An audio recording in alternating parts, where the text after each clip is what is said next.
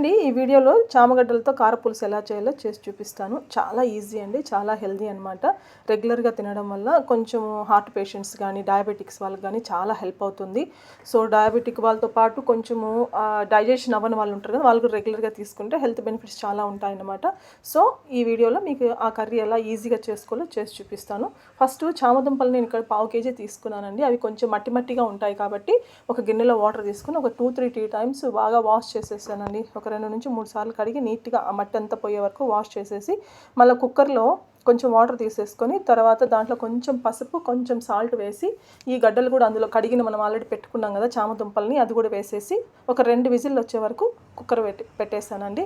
So అది whistle వచ్చే లోపల మనము ఇంకొక పెనం తీసుకొని జీలకర్ర, మెంతులు, ధనియాలు 2 స్పూన్లు ధనియాలు, కొంచెం జీలకర్ర, దానికంటే కొంచెం తక్కువ మెంతులు తీసేసుకొని దోరగా డ్రై రోస్ట్ చేసేసుకొని పౌడర్ కొట్టుకోవడం అండి. ఇక్కడ అన్ని పొళ్ళు ఉంటే కూడా పొళ్ళు వేసుకోవచ్చు, కానీ పొళ్ళు కంటే కూడా ఇన్స్టెంట్గా అప్పటికప్పుడు అన్నీ వేయించి చేసుకుంటే ఆ ఫ్రెష్నెస్ ఫ్లేవర్ బాగుంటుంది కర్రీలో. సో మెంతులు వేయడం వల్ల ఫ్లేవర్ భలే ఉంటుందన్నమాట. సో అది లైట్గా వేసుకోండి, ఎక్కువ వేసుకుంటే చేదు వచ్చే అవకాశం ఉంటుంది కాబట్టి తక్కువ వేసుకోండి. తర్వాత సన్నగా ఆనియన్ తరిగేసి ఇంకో పెనం తీసుకొని దాంట్లో ఆయిల్ వేసి దాంట్లో కొంచెం ఆవాలు, సన్నగా తరిగిన ఆనియన్స్ వేసేస్తాము. ఆనియన్స్ మగ్గాలంటే అందరికీ తెలిసిన విషయమే అండి. మనం కొంచెం సాల్ట్ వేస్తే త్వరగా మగ్గిపోతాయి. దాంతోపాటు కొంచెం కరివేపాకు కూడా వేసి బాగా మగ్గించుకోవాలన్నమాట.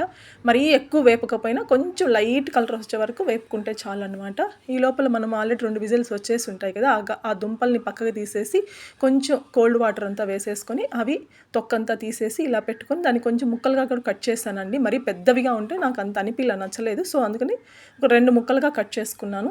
కొంచెం అల్లం వెల్లుల్లి పేస్ట్ కూడా వేసాను.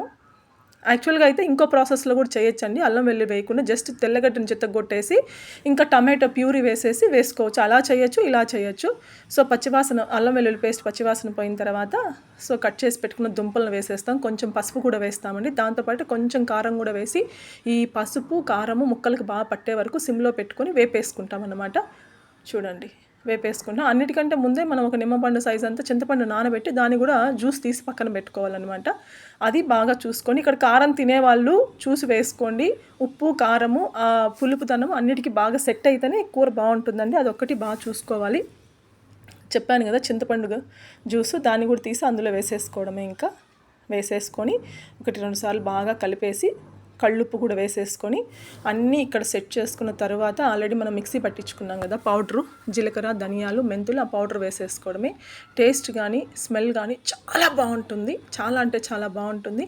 ఆ రోజు ఇంకా తిరుపతిలో వర్షం పడతా ఉంది. ఆ వర్షానికి వేడి వేడి అన్నానికి కర్రీకి సూపర్గా ఉండింది అనమాట టేస్ట్. ఇప్పుడు కూడా చెప్తుంటే నోట్లో నీళ్ళు ఉడుతున్నాయి నాకు, అంత బాగుండింది టేస్ట్ అయితే. ఇలా అంతా కొంచెం అంతా కలిపేసుకొని సరిపడంగా వాటర్ వేసేసుకుంటే సరిపోతుంది. చూడండి, కూర అంతా దగ్గరకు వచ్చి ఆయిల్ పైకి తేలింది, అంతే కూర రెడీ అయిపోయిందనమాట. ఇప్పుడు మనము ఇంకా సర్వ్ చేసేసుకోవడమే. చాలా ఎమ్మీగా టేస్టీగా ఉండి ఈజీగా చేసుకునే ప్రాసెస్లో ఇది వచ్చేసి చామదుంపల కారపులుసు అండి.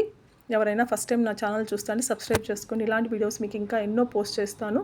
సో ఇది ఈజీగా చేసుకోవచ్చు, అందరూ ఇష్టంగా తినచ్చు. Thank you friends, thank you so much. Subscribe to my channel. Bye.